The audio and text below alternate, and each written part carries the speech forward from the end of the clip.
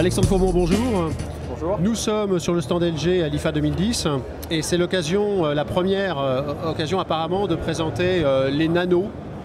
Alors c'est une technologie, c'est un nom aussi, ça s'applique sur du full LED. Alors expliquez-nous un peu comment le nano est arrivé.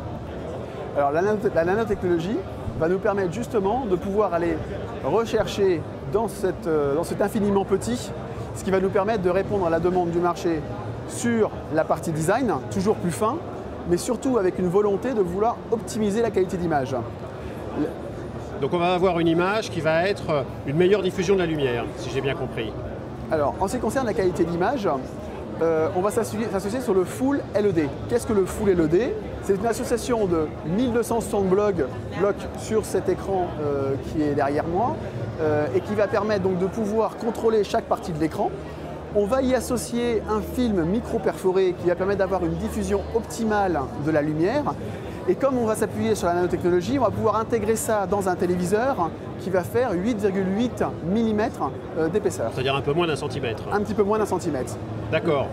Résultat à l'écran, c'est pas d'halo par exemple. Alors justement, en s'appuyant sur ces différents blocs LED et sur ce microfilm, on va pouvoir avoir, grâce à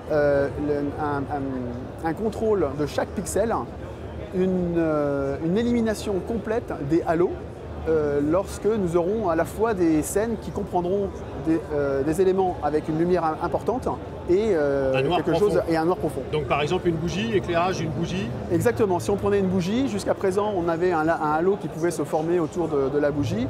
Grâce à cette nouvelle technologie, à la fois qui combine sur le nano full LED, mais également sur ce micro-précision pixel, on va pouvoir éliminer cet halo. Donc vous avez à ce moment-là la lumière même de la bougie, le noir profond derrière, l'éclairage, mais sans toutes ces perturbations qui viennent, ce bruit en fait. Exactement. D'accord. Donc ça c'est des technologies qui sont en place, qui vont apparaître sur des écrans très prochainement. Alors, ces nouveaux écrans vont apparaître sous forme de deux tailles dès novembre prochain, en 47 pouces et en 55 pouces. Le gros avantage, ça va être de pouvoir donc aller chercher au travers de ces écrans extrêmement fins une qualité de design en utilisant aussi des matériaux extrêmement nobles comme l'aluminium, comme le métal brossé.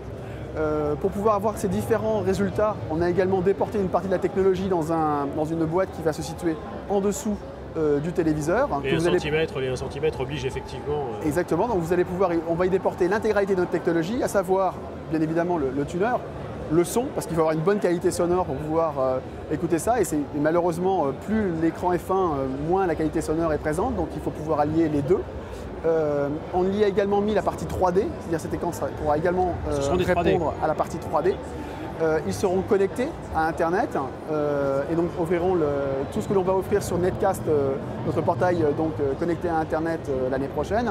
Ils vont pouvoir également se connecter au propre réseau de la maison grâce au DLNA et pourront se faire soit en Wi-Fi, soit directement en connexion filaire. Donc il y aura tout en fait. Exactement, c'est un téléviseur qui offrira tout, mais surtout une qualité d'image vraiment optimale et vraiment différenciante grâce à la nanotechnologie que nous y avons introduite. Alors, petite précision, le nom de référence de ces écrans, la gamme, ça va s'appeler comment? Donc la gamme s'appellera le LEX8 et la taille déterminera ensuite le nom complet, c'est-à-dire 47 pouces et le 47 LEX8. D'accord. Et il y aura donc un 55 aussi. Et il y aura également un 55 pouces également. Donc tout ça présent pour fin novembre. Donc Noël. Excellente nouvelle.